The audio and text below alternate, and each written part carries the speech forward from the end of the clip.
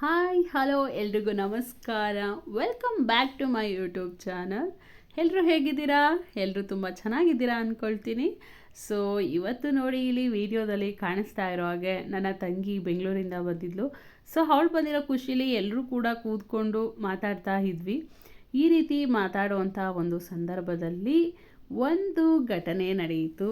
ಅದೇನು ಅಂತ ಅಂದರೆ ನೀವೇ ನೋಡಿ.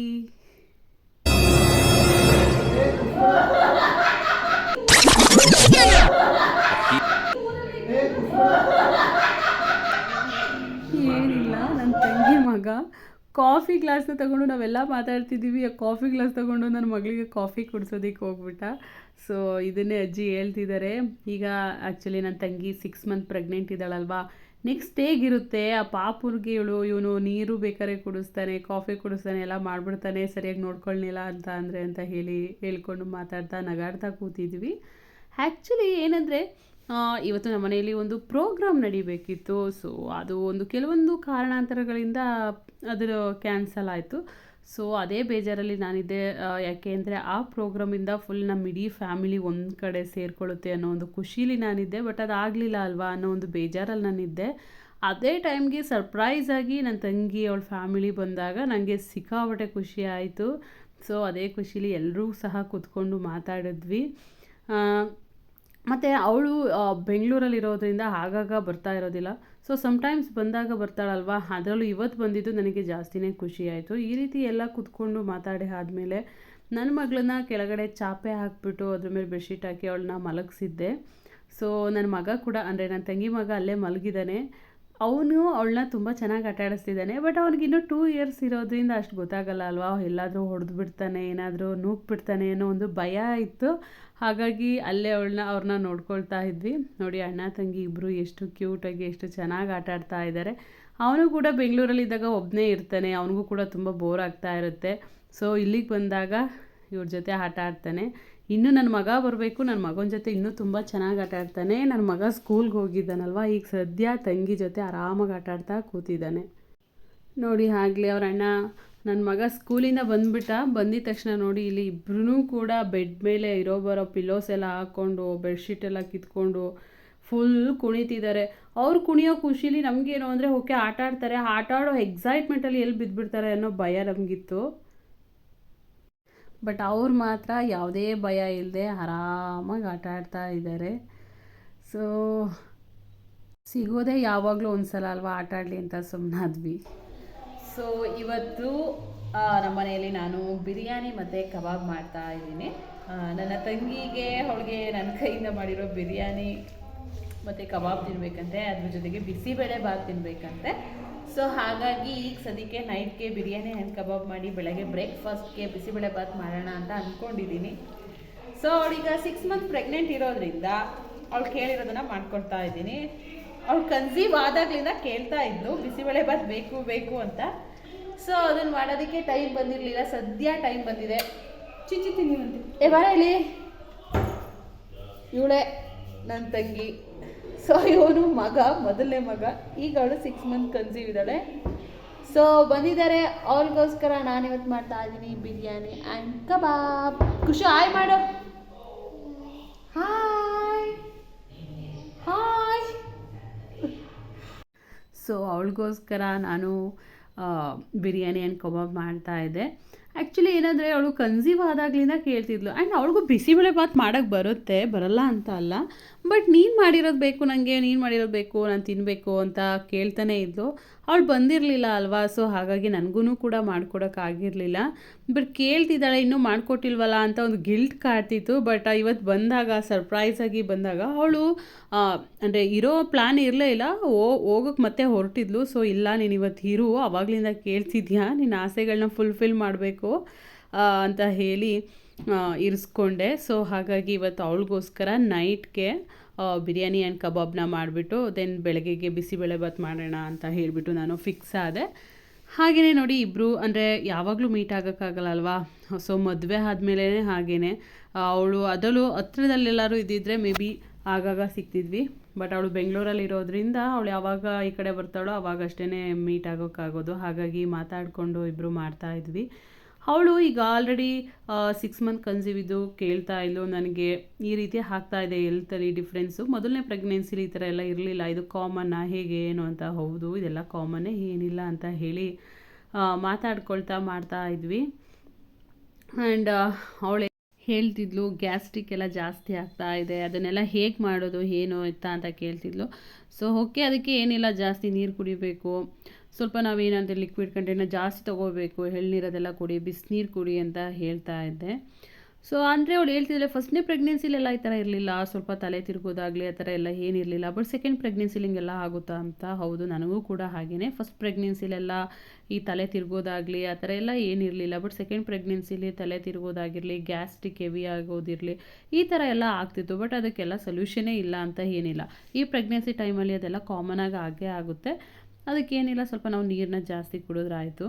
ಸೊ ಆಲ್ಮೋಸ್ಟ್ ಎಲ್ಲರೂ ಮನೇಲೂ ಮಾಡೋ ಹಾಗೆಯೇ ನಾನು ಕೂಡ ನಾನ್ ವೆಜ್ಗೆ ಅಂದರೆ ಉಪ್ಪು ಮೆಣಸಿನ್ಕಾಯಿ ಅದನ್ನೆಲ್ಲ ತೆಗೆದು ದೃಷ್ಟಿನ ತೆಗಿತಾರಲ್ವ, ಸೊ ಆ ರೀತಿ ಮಾಡ್ತಿದ್ದೀನಿ. ಯಾಕೆ ಅಂದರೆ ಆಲ್ಮೋಸ್ಟ್ ಇವತ್ತೊಂದಿನ ಅಂತಲ್ಲ, ನಾನ್ ವೆಜ್ ಯಾವಾಗ ಮಾಡ್ತೀವಿ ಅವಾಗೆಲ್ಲ ಆ ಥರ ಮಾಡ್ತೀವಿ.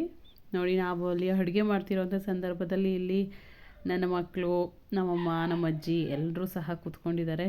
ನಮ್ಮಮ್ಮ ಅಜ್ಜಿ ಮತ್ತು ಪಾಪು ಆಟ ಆಡಿಸ್ತಾ ಇದ್ದರೆ ಇವರಿಬ್ಬರು ಅಣ್ಣ ತಮ್ಮದಿರು ಏನು ಫುಲ್ಲು ಕೂತ್ಕೊಂಡು ಏನು ನೋಡ್ತಿದ್ದಾರೆ ಅಂತ ನೋಡಿದ್ರೆ ಆರಾಮಾಗಿ ಟಿ ವಿ ನೋಡ್ತಾ ಇದ್ದಾರೆ.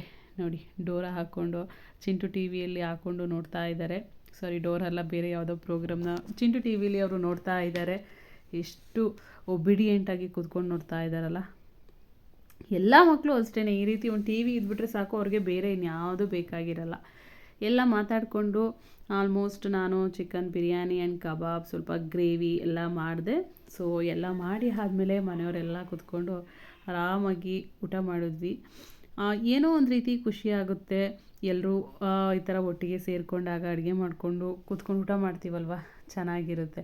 ಅದರಲ್ಲೂ ಈ ಸಿಸ್ಟರ್ಸ್ ರಿಲೇಷನ್ಶಿಪ್ ಹೇಗಿರುತ್ತೆ ಅಂದರೆ, ಫಸ್ಟ್ ಜೊತೆಗಿದ್ದಾಗೆಲ್ಲ ಕಿತ್ತಾಡ್ತಾ ಇರ್ತೀವಿ, ಮದುವೆ ಆಗಿ ಹೋದ್ಮೇಲೆ ಅಪರೂಪಕ್ಕೆ ಸೇರಿಕೊಂಡಾಗ ಏನೋ ಒಂಥರ ಖುಷಿ ಆಗ್ತಾ ಇರುತ್ತೆ. ಸೊ ನಮ್ಮಣ್ಣ ನಾವು ಊಟ ಮಾಡೋದೆಲ್ಲ ವೀಡಿಯೋ ಮಾಡಿಬಿಟ್ಟೆ, ಇನ್ನು ನೀನು ಊಟ ಮಾಡೋದು ಬೇಡವಾ ಅಂತ ಹೇಳಿಬಿಟ್ಟು ನನ್ನ ಮುಂದೆನೇ ಕ್ಯಾಮ್ರಾನ ತಂದುಬಿಟ್ಟು ಇಟ್ಬಿಟ್ಟಿದ್ದಾನೆ. ನನಗೆ ಗೊತ್ತಿಲ್ಲ ಅದು ವೀಡಿಯೋ ಆಗ್ತಿದೆ ಅಂತ, ಚೆನ್ನಾಗಿ ವೀಡಿಯೋ ಮಾಡಿಬಿಟ್ಟಿದ್ದಾನೆ ನಾನು ಊಟ ಮಾಡೋದನ್ನು. ಸೊ ಎಲ್ಲ ಊಟ ಮಾಡಿ ಆದಮೇಲೆ ಎಲ್ಲ ಮಲ್ಕೊಂಡ್ರು. ನಾನು ಕಿಚನೆಲ್ಲ ಕ್ಲೀನ್ ಮಾಡಿ ಬೆಳಗ್ಗೆ ಟಿಫನ್ ಮಾಡಲಿಕ್ಕೆ ಏನು ಬೇಕು ಸ್ವಲ್ಪ ವೆಜಿಟೇಬಲ್ಸ್ ಎಲ್ಲ ಈಗಲೇ ಕಟ್ ಮಾಡಿ ಇಟ್ಬಿಟ್ಟು ಹೋಗಿ ಮಲ್ಕೊಳ್ಳೋಣ ಅಂತ ಮಾಡಿದೆ. ನೈಟ್ ಟೈಮ್ ಕಿಚನ್ ಎಲ್ಲ ಕ್ಲೀನ್ ಮಾಡಿ ಇಟ್ಬಿಟ್ರೆ ಬೆಳಗ್ಗೆ ಬಂದು ಬ್ರೇಕ್ಫಾಸ್ಟ್ ಮಾಡೋಕ್ಕೆ, ಬೆಳಗ್ಗೆ ಕಿಚನಿಗೆ ಬಂದಾಗ ಏನೋ ಒಂಥರ ಚೆನ್ನಾಗಿರುತ್ತೆ ಕೆಲಸನ ಮಾಡೋದಕ್ಕೆ. ಅದೇ ನಾವು ಕಿಚನೆಲ್ಲ ಹಾಗೇ ಹರಡ್ಬಿಟ್ಟು ಹೋದರೆ ಬೆಳಗ್ಗೆ ಎದ್ದಿದ ತಕ್ಷಣ ಕಿಚನಿಗೆ ಬಂದರೆ ಮೂಡ್ ಔಟ್ ಆದಂಗೆ ಆಗಿಬಿಡುತ್ತೆ. ಹಾಗಾಗಿ ನೈಟ್ ಎಲ್ಲ ಊಟ ಎಲ್ಲ ಮುಗಿಸಾದ್ಮೇಲೆ ಈ ರೀತಿ ಕಿಚನೆಲ್ಲ ನೀಟಾಗಿ ಕ್ಲೀನ್ ಮಾಡಿಕೊಂಡು ವೆಜಿಟೇಬಲ್ಸ್ ಎಲ್ಲ ಕಟ್ ಮಾಡಿ ಇಟ್ಕೊಂಡು ಹೋಗಿ ಮಲ್ಕೊಂಡೆ. ಯಾಕೆ ಅಂದರೆ ವೆಜಿಟೇಬಲ್ಸ್ ಬೆಳಗ್ಗೆ ನಾನು ಹೇಳೋದೇ ಲೇಟ್ ಆಗುತ್ತೆ, ಇನ್ನು ಬಿಸಿಬೇಳೆ ಭಾತ್ಗೆ ವೆಜಿಟೇಬಲ್ಸ್ ಎಲ್ಲ ಬೇಕಾಗಿರುತ್ತಲ್ವ. ಸೊ ಬೆಳಗ್ಗೆ ಅವ್ರು ಬೇಗ ಹೋಗಬೇಕಾಗಿರೋ ಕಾರಣ ಲೇಟ್ ಆಗಿಬಿಡುತ್ತೆ ಅಂತ ಹೇಳಿ ನೈಟೇ ಕಟ್ ಮಾಡಿದೆ. ಸೊ ಇಲ್ಲಿ ನೋಡಿ, ನನ್ನ ಮಗಳು ಮಲಗಿದ್ದಾಳೆ, ನಮ್ಮ ಅಜ್ಜಿ ಕೂಡ ಅಲ್ಲೇ ಮಲಗಿದ್ದಾರೆ. ಸೊ ಎಲ್ಲರೂ ಮಲಗಿದ್ರು. ಓಕೆ, ನಾನು ಕೂಡ ಬಂದು ಮಲ್ಕೊಂಡೆ. ಇನ್ನು ಬೆಳಗ್ಗೆ ಇದು ಸಂಡೇ ಮಾರ್ನಿಂಗ್, ನನ್ನ ಮಗಳು ಆಗಲೇ ಎದ್ದು ಆಟ ಆಡ್ತಾ ಇದ್ಲು. ಅವಳೆದ್ದು ಆಟ ಆಡ್ತಾ ಇರಬೇಕಾದ್ರೆ ನಾನು ಸ್ವಲ್ಪ ಬೇಗ ಹೋಗಿ ಬ್ರೇಕ್ಫಾಸ್ಟ್ ಎಲ್ಲ ರೆಡಿ ಮಾಡಿಬಿಡೋಣ ಅಂತ ನಾನು ಬ್ರೇಕ್ಫಾಸ್ಟ್ ರೆಡಿ ಮಾಡೋದಕ್ಕೆ ಹೋಗಿದ್ದೆ. ನನ್ನ ಮಗಳನ್ನೇನು ನಾನೇ ಎತ್ಕೊಬೇಕು ಅಂತ ಏನಿಲ್ಲ. ನಮ್ಮ ಮನೆಯಲ್ಲಿ ನನ್ನ ಬಿಟ್ಟರೆ ಅಮ್ಮ ಇದ್ದಾರೆ, ಅಜ್ಜಿ ಇದ್ದಾರೆ, ಅಪ್ಪ, ಅಣ್ಣ, ಹೀಗೆ ಒಬ್ಬರಾದ್ಮೇಲೆ ಒಬ್ಬರ ಜೊತೆ ಅವಳು ಆಟ ಆಡ್ತಾ ಇರ್ತಾಳೆ. ಸೊ ನನಗೇನು ಅಷ್ಟು ಹಿಂಸೆ ಅನಿಸಲ್ಲ. ಬಟ್ ಅದೇ ಅಮ್ಮನ ಮನೆಯಿಂದ ನಾನು ನನ್ನ ಮನೆಗೆ ಹೋದರೆ, ಅಂದರೆ ಹಸ್ಬೆಂಡ್ ಮನೆಗೆ ಹೋದಾಗ ಮೇ ಬಿ ಪ್ರಾಬ್ಲಮ್ ಆಗುತ್ತೆ, ಎಲ್ಲ ಕೆಲಸ ನನ್ನ ಮೇಲೆ ಇರುತ್ತೆ. ಸೊ ಇಲ್ಲಿ ನೋಡಿ, ನನ್ನ ಮಗ ಅವ್ರ ಅಂಕಲ್ ಜೊತೆ ಲೂಡೋ ಗೇಮ್ ಆಡ್ತಾ ಇದ್ದಾನೆ. ಅವನಿಗಂತೂ ಅವ್ರು ಬಂದರೆ ಸಿಕ್ಕಾಪಟ್ಟೆ ಖುಷಿ ಪಡ್ತಾನೆ. ಯಾಕೆ ಅಂದರೆ ಅವರು ಕೂಡ ಹಾಗೇ ನನ್ನ ಮಗನ ಜೊತೆ ಸೇರಿಕೊಂಡು ಸೆಟಲ್ ಕಾಕ್ ಆಡೋದಿರ್ಬೋದು, ಲೂಡೋ ಗೇಮ್ ಆಡೋದಿರ್ಬೋದು, ಅಥವಾ ಸ್ಟಡೀಸ್ ಗೇಮ್ ಇರ್ಬೋದು, ಯಾವುದೋ ಒಂದು ಗೇಮಲ್ಲಿ ಅವನ ಜೊತೆ ಅವರು ಆ್ಯಕ್ಟಿವ್ ಆಗಿ ಫನ್ನಾಗಿ ಆಟ ಆಡ್ತಾ ಇರ್ತಾರೆ. ಸೊ ಹಾಗಾಗಿ ಅವನಿಗೆ ಅವ್ರು ಬಂದ್ರೇ ಖುಷಿ. ಸೊ ಇಬ್ಬರು ಸೇರಿಕೊಂಡು ಲೂಡೋ ಗೇಮ್ನ ಆಡ್ತಾ ಇದ್ದಾರೆ. ಮಕ್ಕಳ ಜೊತೆ ನಾವು ಸಮ್ಟೈಮ್ಸ್ ಮಕ್ಕಳಾಗಿ ಆಟ ಆಡಿಬಿಟ್ರೆ ಅವ್ರು ಎಷ್ಟು ಖುಷಿ ಪಡ್ತಾರಲ್ಲ. ಸೊ ಹಾಗೆಯೇ ಇಲ್ಲಿ ಅವ್ರ ಅಂಕಲ್ ಜೊತೆ ಅವನು ತುಂಬ ಎಂಜಾಯ್ ಮಾಡಿಕೊಂಡು ಆಟ ಆಡ್ತಾ ಇದ್ದ. ಸೊ ಈ ಟೈಮಲ್ಲಿ ನಾನು ಬೇಗ ಬ್ರೇಕ್ಫಾಸ್ಟ್ ಎಲ್ಲ ರೆಡಿ ಮಾಡಿಬಿಟ್ಟಿದ್ದೆ. ಯಾಕೆಂದರೆ ಅವರು ಬೆಂಗಳೂರಿಗೆ ಬೇಗ ಹೋಗಬೇಕಾಗಿರೋ ಕಾರಣ ನಾನು ಬ್ರೇಕ್ಫಾಸ್ಟ್ ರೆಡಿ ಮಾಡ್ತಾ ಇದ್ದೆ. ಇದೇ ಟೈಮಲ್ಲಿ ನಮ್ಮ ಅಣ್ಣ ಮತ್ತು ನಮ್ಮ ಚಿಕ್ಕಪ್ಪ ಮನೆಗೆ ಬಂದಿದ್ದರು. ನಿಮ್ಗೆ ಆಗಲೇ ಹೇಳಿದೆ ಅಲ್ಲ, ಇವತ್ತು ಆ್ಯಕ್ಚುಲಿ ನಮ್ಮ ಮನೇಲಿ ಒಂದು ಪ್ರೋಗ್ರಾಮ್ ಆಗಬೇಕಿತ್ತು ಅಂತ. ಸೊ ಎಲ್ಲರೂ ಕೂಡ ಪ್ಲ್ಯಾನ್ ಮಾಡ್ಕೊಂಡಿದ್ವಿ, ಈ ರೀತಿ ಆರ್ಗನೈಸ್ ಮಾಡೋಣ, ಈ ರೀತಿ ಎಂಜಾಯ್ ಮಾಡೋಣ, ಹಾಗೆ ಹೀಗೆ ಅಂತ ಎಲ್ಲ ಮಾತಾಡಿ ಡಿಸ್ಕಷನ್ ಮಾಡ್ಕೊಂಡಿದ್ವಿ. ಬಟ್ ಅದು ಆ ಪ್ರೋಗ್ರಾಮ್ ಪೋಸ್ಟ್ಪೋನ್ ಆಯ್ತಲ್ವಾ. ಸೊ ಹಾಗಾಗಿ ಇವತ್ತು ಆ ರೀತಿ ಅದೇನಾದರೂ ಇದ್ದಿದ್ರೆ ಇಷ್ಟೊತ್ತಿಗೆ ಎಲ್ಲರೂ ಕೂಡ ಬಂದಿರ್ತಿದ್ರು, ಎಲ್ಲರೂ ಇಲ್ಲಿ ಸೇರ್ಕೊಂಡಿರ್ತಿದ್ರು ಅಲ್ವಾ ಅಂತ ಹೇಳಿಬಿಟ್ಟು ಮಾತಾಡ್ತಾ ಇದ್ವಿ. ಅವರೆಲ್ಲರೂ ಈಗ ಇದ್ದಿದ್ರೆ ಎಷ್ಟು ಚೆನ್ನಾಗಿರ್ತಿತ್ತು, ಆ ಪ್ರೋಗ್ರಾಮ್ ಇವತ್ತು ನಡೆದಿದ್ರೆ ಹೇಗಿರ್ತಿತ್ತು ಅಂತ ಹೇಳಿ ಫನ್ನಾಗಿ ಮಾತಾಡ್ತಾ ಇದ್ವಿ. ನಮ್ಮ ಫ್ಯಾಮಿಲಿ ಎಲ್ಲ ಒಟ್ಟಿಗೆ ಸೇರ್ಕೊಂಡ್ವಿ ಅಂದರೆ ಅಲ್ಲಿ ಫನ್ಗೆ ಕೊನೆಯೇ ಇರೋದಿಲ್ಲ. ಅಷ್ಟು ಫನ್ ಮಾಡ್ತೀವಿ, ಅಷ್ಟು ಎಂಟರ್ಟೈನಿಂಗ್ ಆಗಿರುತ್ತೆ, ಅಷ್ಟು ನಗಾಡ್ತೀವಿ. ಸೊ ಇದೆಲ್ಲ ಮಾತಾಡಿ ಆದಮೇಲೆ ಎಲ್ಲರೂ ಕೂಡ ಹೊರಗಡೆ ಕೂತ್ಕೊಂಡು ತಿಂಡಿನ ತಿಂದ್ವಿ. ಆಲ್ಮೋಸ್ಟ್ ನಾವು ಡೇ ಟೈಮಲ್ಲಿ ಬ್ರೇಕ್ಫಾಸ್ಟ್ ಇರ್ಬೋದು ಅಥವಾ ಮಧ್ಯಾಹ್ನ ಊಟ ಇರ್ಬೋದು, ಎಲ್ಲವನ್ನೂ ಕೂಡ ನಾವು ಹೊರಗಡೆನೇ ಕೂತ್ಕೊಂಡು ಊಟ ಮಾಡ್ತೀವಿ. ನಮ್ಮದು ಮನೆ ಬ್ಯಾಕ್ ಸೈಡ್ ಈ ರೀತಿ ಜಾಗ ಇರೋದ್ರಿಂದ ನಾವು ಇಲ್ಲೇ ಕೂತ್ಕೊಂಡು ಊಟ ಮಾಡ್ತೀವಿ. ನೈಟ್ ಟೈಮ್ ಮಾತ್ರ ಅಷ್ಟೇ ನಾವು ಒಳಗಡೆ ಊಟ ಮಾಡೋದು. ಆಮೇಲೆ ಹಾಯ್, ತಿಂಡಿ ತಿಂದ್ರಾ?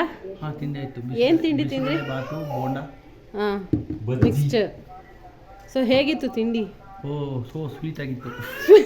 ಸ್ವೀಟ್ ಆಗಿಲ್ಲ, ಸೂಪರ್ ಆಗಿತ್ತು. ಸೂಪರ್ ಆಗಿತ್ತು. ಅವ್ರು ಹೇಳ್ತಾರೆ ನಿಜವಾಗಿ ಸೂಪರ್ ಆಗಿತ್ತು. ಬಿಸಿಬೇಳೆ ಚೆನ್ನಾಗಿತ್ತ? ಚಳಿಗೆ ಹಾಂ, ಒಳ್ಳೆ ಚೆನ್ನಾಗಿತ್ತು.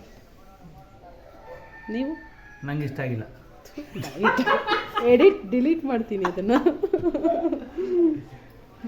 ಸೋ ಸ್ವೀಟ್ ಆಗಿತ್ತು ಅಂದರೆ ಅವ್ರು ಹೇಳ್ತಾರೆ ಅಂತ ಹೇಳಿದೆ, ಅದಕ್ಕೆ ನಾನು ಅದಕ್ಕೆ ಏನು ಹೇಳಲಿಲ್ಲ. ಈಗ ಸೊ ನನ್ನ ತಂಗಿ ಬೆಂಗಳೂರಿಗೆ ಅವಳು ಹೋದ್ಮೇಲೆ ಈ ರೀತಿ ಹೊರಗಡೆ ಕೂತ್ಕೊಂಡು ನಾವು ಹರಟೆ ಮಾಡಿಕೊಂಡು ಮಾತಾಡ್ತಾ ಕೂತ್ಕೊಂಡ್ವಿ. ಫೈನಲಿ ಒಂದು ಖುಷಿ ಆಯಿತು. ಏನೋ ಒಂದು ಪ್ರೋಗ್ರಾಮ್ ಆಗಬೇಕಿತ್ತು, ಕ್ಯಾನ್ಸಲ್ ಆಯ್ತಲ್ಲ ಅನ್ನೋ ಒಂದು ಬೇಜಾರಲ್ಲಿ ನಾನಿದ್ದೆ. ಬಟ್ ಅದೇ ಟೈಮ್ಗೆ ಸರ್ಪ್ರೈಸಾಗಿ ಅವಳು ಬಂದಳು. ಸೊ ಅವಳು ಬಂದು ನನ್ನ ಮಗನ ನೋಡಿದೆ, ಖುಷಿ ಆಯಿತು.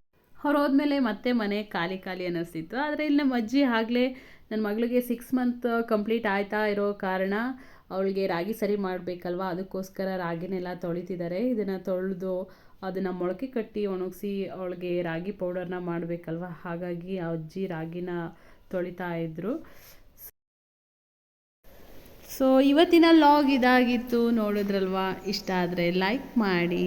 ನಮ್ಮ ಚಾನಲ್ಗೆ ಇನ್ನೂ ಸಬ್ಸ್ಕ್ರೈಬ್ ಆಗಿಲ್ಲ ಅಂದರೆ ಪ್ಲೀಸ್ ಸಬ್ಸ್ಕ್ರೈಬ್ ಆಗಿ. ನಿಮ್ಮ ಸಪೋರ್ಟ್ ನನಗೆ ತುಂಬಾ ಮುಖ್ಯ. ಇದೇ ರೀತಿ ಮತ್ತೊಂದು ವಿಡಿಯೋದೊಂದಿಗೆ ನಿಮ್ಮ ಮುಂದೆ ಬರ್ತೀನಿ. ಅಲ್ಲಿವರೆಗೂ ಕೂಡ ನಮ್ಮನ್ನು ಮಿಸ್ ಮಾಡ್ತಾ ಇರಿ, ಹಾಗೆಯೇ ನಮಗೆ ಸಪೋರ್ಟ್ ಮಾಡ್ತಾ ಇರಿ. ದಯವಿಟ್ಟು ಯಾರು ಇನ್ನೂ ಚಾನಲ್ಗೆ ಸಬ್ಸ್ಕ್ರೈಬ್ ಆಗಿಲ್ಲ, ಈಗಲೇ ಸಬ್ಸ್ಕ್ರೈಬ್ ಆಗಿ. ಮತ್ತೊಂದು ವಿಡಿಯೋದೊಂದಿಗೆ ಬರ್ತೀನಿ. ಅಲ್ಲಿವರೆಗೂ ಬಾಯ್.